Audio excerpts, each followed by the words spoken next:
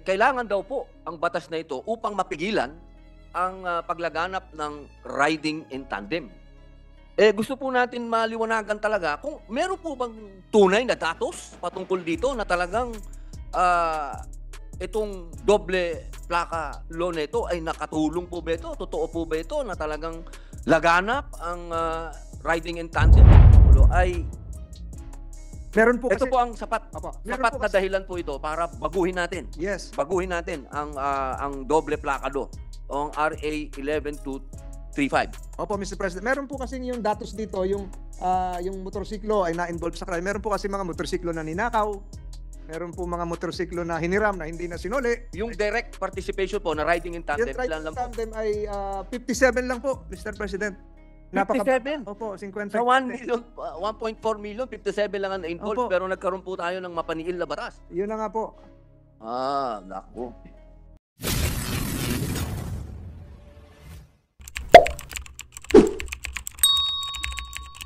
Body, I move to open the period of interpellation and recognize the sponsor, Senator Francis Tolentino, interpellate Senator Robin Hood Padilla. I so move, Mr. President. There being objection to the motion, the distinguished sponsor, Senator Francis Tolentino, and the interpellator, our distinguished colleague, Senator Robin Hood Padilla, is recognized.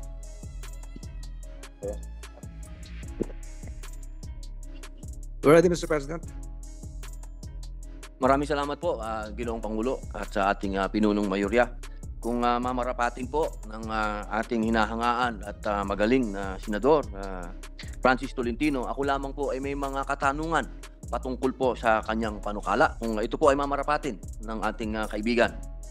Yes, Mr. President, willingly. At tayo po handang sumagot sa ating ginagalang na Senador buhat sa Nueva Ecija and the Bicol region, Mr. President. Maraming salamat po. Ito po kasing issue na ito na patungkol po sa doble plaka law. Ito po ay nagkaroon ng usap-usapan sa mga riders, sa mga katulad po natin na nagmumotor. Sapagkat ito po ay para sa kanila, para sa amin, ay naging mapaniil ang batas na ito. Tinanong po natin ang mga gumuhit ng batas na ito at ang kanila pong sinasagot sa atin, kailangan daw po ang batas na ito upang mapigilan ang paglaganap ng riding in tandem.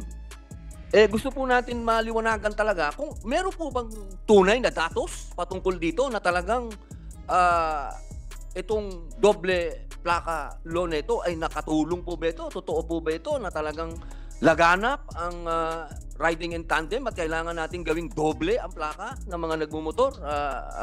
Sana po maipaliwanag po sa atin ito ng ating mahal na inahangaan na Senador Francis Tolentino. Thank you, Mr. President. Indeed, Mr. President, one of the reasons why Republic Act 11235 or the doble plaka law was conceptualized and eventually passed was because of the then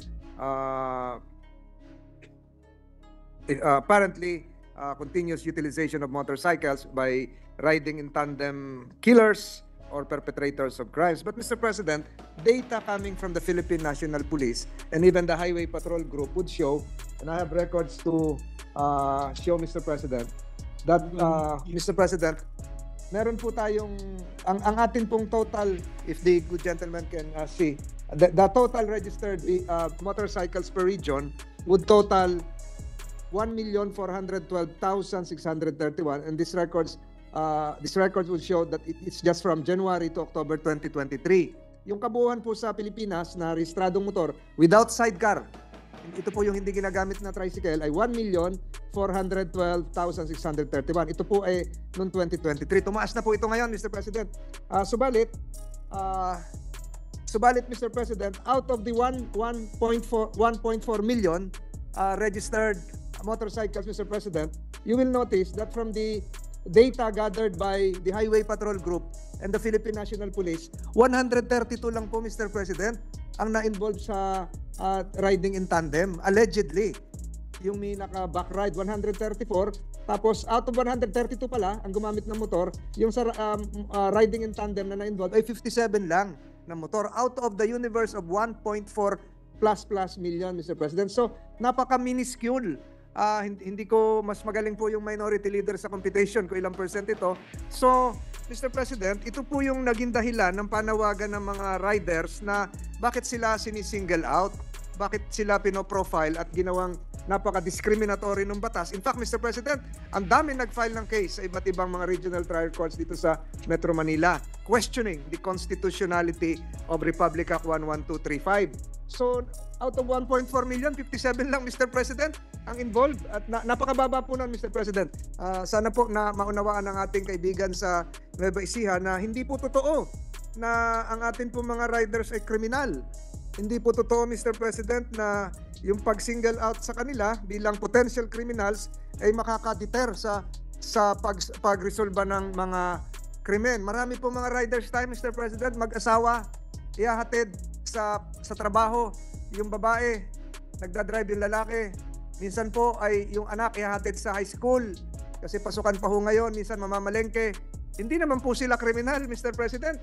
Marami ho ihahatid yung asawa pagkatapos magdi-deliver pa ng mga kasama po sila sa online delivery, mga disente pong naghahanap buhay ng mga kababayan natin Pilipino. Pero hindi po dapat natin silang ituring na kriminal. Mr. President, ito po ay marami pa ho na aksidente. Kung makikita nyo kahit madaling araw dahil po sa kakulangan natin sa effective or efficient means of transportation, they resorted to buying motorcycles. Hindi po sila kriminal, Mr. President. So, ito pong datos nito ay magpapatunay na napakababang bahagdan ang naging riding in tandem buhat po sa datos galing po sa Philippine National Police, Mr. President. Oo nga. Opo. Ito pong Ginoong Pangulo, sa loob po ng registered motor vehicles na 1.4 million, Opo. 132 lang po ba? Tama po ba? Ang involved sa crimes? Parang... Opo, 132 ang involved sa crime. At yung pong gumamit ng motorsiklo na kriminal ay 57 lang po, Mr. President. Bali po, ang sinasabi niyo po, Ginoong Pangulo, ay Meron po ito kasi... po ang sapat. Opo, meron Sapat po na kasi- dahilan po ito para baguhin natin. Yes. Baguhin natin ang doble plakado o ang RA 11235. Opo, Mr. President. Meron po kasi yung datos dito, yung motorsiklo ay na-involve sa crime. Meron po kasi mga motorsiklo na ninakaw. Meron po mga motorsiklo na hiniram na hindi na sinuli. Yung direct participation po na riding in tandem, Yung ilan lang po? tandem ay 57 lang po, Mr. President. 57? Opo, 50. Sa 1 million, 1.4 million, 57 lang ang involved, Opo. pero nagkaroon po tayo ng mapaniil na batas. Yun na nga po. Naku. Kaya nga po ang hinagpis ng ating mga rider ay mabago yung batas dahil ito po ay mapaniil sa kanila and they were profiled, they were discriminated upon, and it resulted into several cases. And Mr. President, idagdag ko rin na dahil po dito, ang Land Transportation Office ay sinuspend yung implementation ng batas na ito, yung IRR ng batas na ito dahil wala naman po silang plaka maibigay din. Ibig niyo po sabihin, yung po bang issue noon na may backlog sa plaka, hanggang ngayon po ba meron ding problema yan sa mga motorsiklo? Yes, Mr. President, the records would show na millions po yung backlog, Mr. President, ng plaka. Ang backlog po as of last week, February 29, 2024 is 10,530,580. I repeat. Ilan po doon, Mr. President, ang motorsiklo? Diyan po sa 10 million. Lahat po yun motorsiklo. Lahat po yung motorsiklo. 10 million plates po ito. 10,530,580 plaka. With the indulgence of the sponsor, Senator, may recognize. Exodus recognized. Yes, I'd like to confirm that the current backlog of motorcycle plates currently is about 10.4 million, as mentioned by the sponsor, and motor vehicle plates is about 2 million. So, yan po ang backlog ngayon at present. And that's why, Mr. President, one of the reasons that I authored this measure, I think it is more important for crime prevention that all motorcycles will be given their plate numbers already. Ang problema nga ngayon ay yung 10 million na po ang backlog at pataas to ng pataas taon-taon. Kung dodoblehin pa natin, mas tatagal pa before we can give all motorcycles plate numbers. At sa tingin ko, when we talk about crime prevention, it is more important to have identities or plate numbers for all motorcycles kasi wala naman sigurong gagamit ng sariling motor sa krimen. So that is one of the rationale why we want this amendment, because we want to have most of the motorcycles their plate numbers already. Kasi nga kung dodoble pa natin, mas tatagal pa. Thank you, Mr. President. I definitely agree with the main author of this measure, a rider himself, na inambisyon natin yung dalawa, hindi nga natin maibigay yung isang plaka. Opo. Mahal na Pangulo, gusto ko lamang pong linawin. 1.4 million yung registered. At meron tayong 10 million plus na unregistered. So lumalabas po yun. Kung tama po halos sumobra po ng 11 million ang motor. Tama po ba, Mr. President? I'm also as confused as the gentleman from Nueva Ecija. Ang unregistered po na motor sa aking datos po simula nung 1981 hanggang 2024 at kung ima-minus po yung registered nitong from 2023 to 2024 ay lumalabas na 21,500,000. Ganong kalaki po, Mr. President, ang hindi rehistradong motorsiklo sa aking datos po, Mr. President. And this can be corrected by marami kasi, Mr. President, na nag-register nung una pero eventually nung pandemic hindi na rin nag-register. So lumobo po talaga yun, Mr. President. Yung iba naman hindi na nagrehistro kasi isa po sa dahilan ay yung napakagulo na ho ng proseso. Ilan ba talaga ang plaka? Isa o dalawa? So nawalan din po dito ang gobyerno ng revenue kasi hindi na rehistro yung marami. Plus, it is more attractive for criminals. Mas lalo pong naging mitsa ng mga criminally minded kasi yung kasabay nila sa kalye, walang plaka, wala na rin silang plaka. So how can law enforcers themselves really monitor what's going on in our busy thoroughfares, Mr. President? Mahal na Pangulo, meron lang po akong tanong. Kung ganito po yung nagiging suliranin patungkol sa registered, unregistered, may plaka, may backlog, ano po ba ang status ng doble plaka law ngayon? Ano pong status nitong law na ito? Kung ganito? Thank you, Mr. President. As I have mentioned, since July 1, 2020, the Land Transportation Office issued a memorandum deferring the implementation of this law. But the postponement of the implementation would not necessarily mean that the Land Transportation Office would stick to the original one plate policy. So, nakapending lang po yon kasi nga, hindi rin sila makaprovide ng plaka. Kaya hinold na nila yung implementation noong Republic Act 11235, which is administratively hard for them to implement because they cannot cope up with the demand coming from motorcycles to be registered. So, ini-stop na muna nila. So, hindi rin na-implement po itong doble plaka. Opo, kasi mahal na Pangulo, kung meron tayong batas na hindi naman ma-implement, dapat po siguro talagang baguhin. Para saan pa yan? Opo, I totally agree. Kasi hindi na natin kayang, ulitin ko po, hindi na natin mabigyan ng plaka yung isa, yung dalawa pa. Opo. At saka po, Mr. President, kahit hindi nyo pa, alam ko naman, rider po kayo, yung motorsiklo po, hindi naman designed to have a plate number in front. Wala hong lagayan to kasi parang sa pinaka-fork po ng motorsiklo, ay meron lang pong bar at nandun yung headlight sa harap at hindi ko alam kung saan ikakabit po dun yung plaka kasi shock absorber na ho yun nasa harapan. Opo. Meron din po bang issue ang ating mga riders patungkol po doon sa safety ng riders po? Meron din po bang issue dyan patungkol po doon sa full force wind blast? Siyempre, tumatama sa mukha mo yan di ba?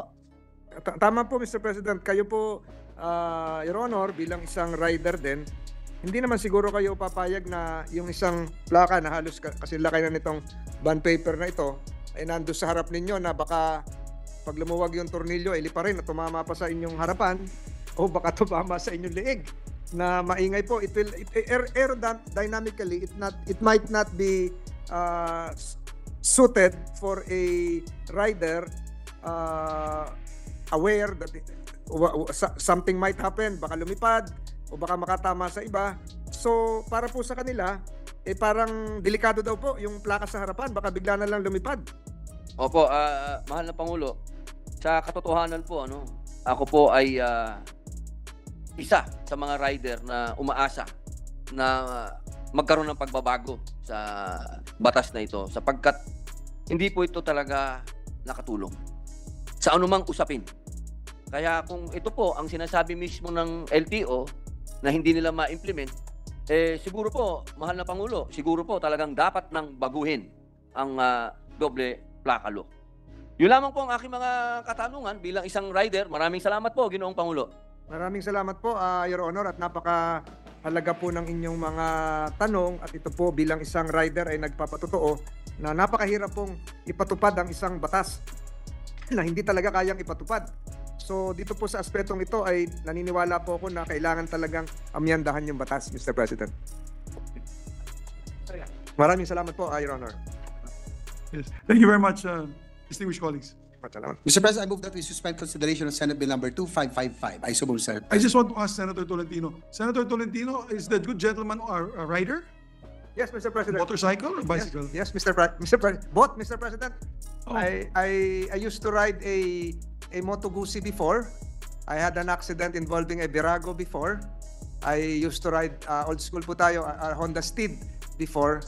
So, Mr. President, Alam ko you are you like vintage bicycles. Dapat yung unicycle, yung malaking goma sa harap, maliit sa likod. a Moto Guzzi, Mr. President, a Moto Guzzi is a vintage big bike, Mr. President. Bagay-bagay sa yun. It was used by the Mussolini forces during World War II. Oh, wow. Yung Moto Guzzi po. All right. Thank you very much for that information. Thank you, Mr. President, Yes, Senator Bongo.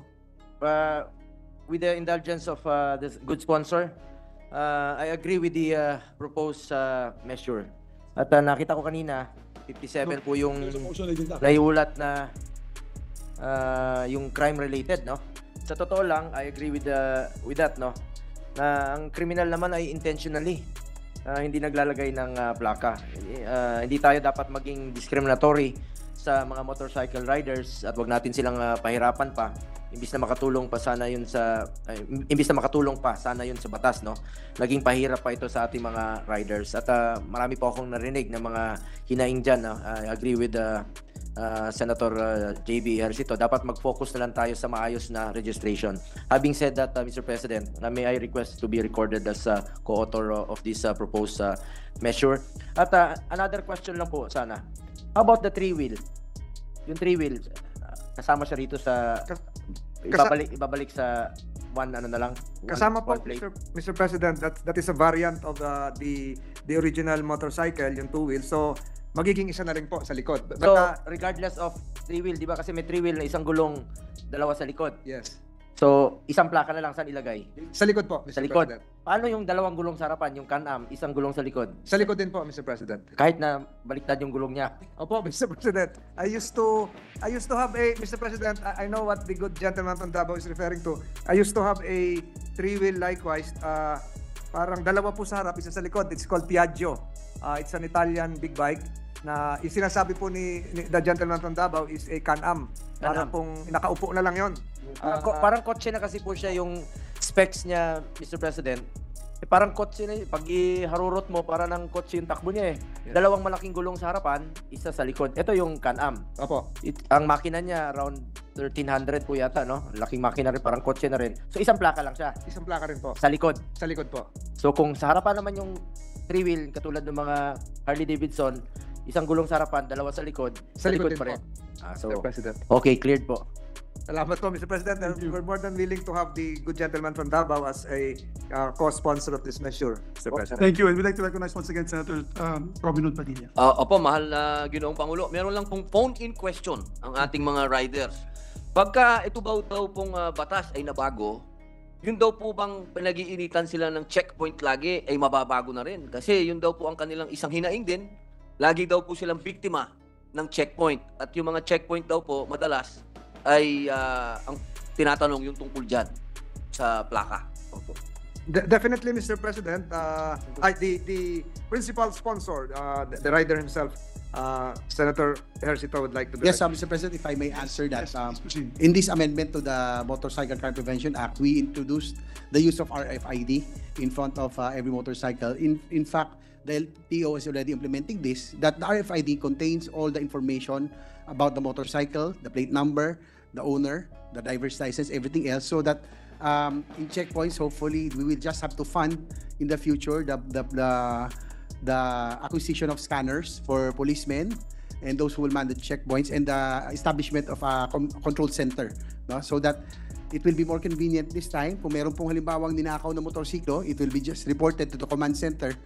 Magre-red alert na po yung pag-scan po nun, makikita kagad. And also for the riding community, kasi minsan nakakaawa po, no? Talagang they feel the discrimination every time there's a checkpoint. All the four wheels mostly pass, talagang dumadaan na. Pero pag mga motor, minsan 30-40 minutes po silang nakahold, no? Chine-check po lahat ng documentation o RCR license. So it's very inconvenient. At the same time, kawawa din yung law enforcers natin, nakakaduling hong magbasa ng ORCR at lisensya ng napakaraming motor. So hopefully, with the introduction of the RFID system, this will make it more convenient for law enforcers who are manning the checkpoints. It will be anti-discriminatory also for riders. So kasi pag ginanon nyo, pag green, go lang ng go. So yung may problema lang, yung pagpupula, that will be the only motorcycle or vehicle that will be stopped. So yun po yung introduction po natin, yung RFID system. Thank you. Okay, maraming salamat po uli sa ating mahal na senador, Senator JV at Senator Francis Tolentino. Maraming salamat po, Ginoong Pangulo. Maraming salamat, Mr. President, I agree with Senator JV, no? Yes, Mr. Kawawa naman. Ako nakikita ko talaga checkpoint, ang haba dyan, nakapila sila. Tapos yung iba may bitbit pang mga bata, no? Nadidistorbo talaga yung mga law-abiding mga motorista natin. Maganda po yung suggestion na through RFID na po. Nakita naman natin ngayon sa mga skyways, mabilis na. Ang atin dito is maging convenient po ito sa ating mga motorista. At ako po'y naniniwala na yung 57 dyan na mga kriminal, kung meron ka talagang criminal mind at meron ka intention na krimen, hindi mo ilalagay yung plaka mo Bihira pong maglagay ng kadalasan. Kita nyo pag nahuli, puro walang plaka. At hindi nila nilalagay yung plaka. So I agree with a good author, no, atin sa good sponsor din po. Agree po ako na isang plaka na lang talaga. Huwag na natin pahirapan pa ang ating mga kababayan. Dahil napakatagal na po nitong issue ng backlog ng plaka. Kung hindi nga natin sila mabigyan ng dalawang plaka, tapos ngayon huhulihin sila. Bakit wala kang plaka sa likod? Maraming tanong pa sa kanila. Huwag na natin na pahirapan. Mas marami pong law-abiding citizens ang bayan natin. Thank you, Mr. President. Actually, my dear colleagues, parang ano lang yun licensed firearms, di ba? Magkakaroon ng gun ban. Siyempre yung licensed firearms, takot mahuli yun kasi law-abiding naman sila. Yung problema yung krimen, nagdadala talaga ng illegal firearms na unregistered para magnakaw, magmaril, mag-assassinate and all that. So it's just the same. Itong mga riding in tandem, gagawa talaga ng paraan yan para gumawa ng krimen. But the 1 million or more riders ang perwisyo. So I agree with your positions. Yung nga lang, Senator JV, kasi you are our advocate here, meron tayong batas on helmets. I'd like to put on record sa amin sa Mindanao, except for Davao City, dahil hinuhuli talaga, walang nag-helmet mga tao doon. Diyos ko sa amin, sa Bukidnon, sa probinsya, si Misamis Oriental, walang naka-helmet. One time, nag-joke nga po ako, papunta ako ng isang municipality doon from Cagayan de Oro to Misamis Oriental. Binilang namin, yung ilan lang yung naka-helmet. So the whole duration, pagpunta po, 35 minutes yung travel namin to Lagong-Long from Cagayan de Oro. Ang nabilang na namin, tatlong motor out of the hundreds of motor na naka-helmet. So sabi ko, we have a helmet law. So I hope that the riders also are watching now are also responsible kasi para sa kanila din yun Ilang tao nang mga anak ng aking mga trabahante sa negosyo, pupunta sa akin, umiiyak, wala silang pambayad dahil na-aksidente yung anak dahil walang helmet. And then nasa comatose or nasa ospital at kailangan ng tulong dugo dahil nga walang helmet. So I hope that we can also apply I know it's very difficult to implement the RFID, but I think what is important is let's also apply safety, motorcycle safety for our consuming or the riding public. Dapat naka-helmet sila. So yun lamang po, and we'll go back to the So hanggang dito lang tayo mga tol. Maraming salamat sa panonood at patuloy na suporta. God bless you sa inyo lahat at hanggang sa muli. Paalam.